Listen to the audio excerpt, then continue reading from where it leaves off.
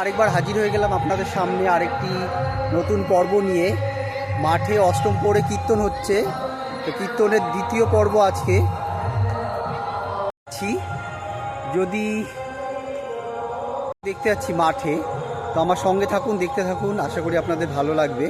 অষ্টম প্রহর তুলে ধরবো, কীর্তন সেটাই আপনাদের সঙ্গে তুলে ধরবো, তো দেখতে থাকুন।